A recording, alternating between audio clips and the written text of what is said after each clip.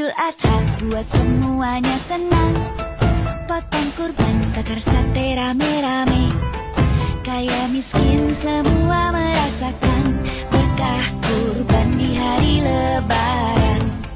Dimulai dengan puasa Arafah, hari ke-9 di bulan Zulhijjah. Lebaran haji, sholat Id bersama, dan berbagi hasil potong kurban. Idul Adha buat semuanya senang. Potong kurban, bakar sate rame-rame. Kaya miskin semua merasakan berkah kurban di hari Lebaran.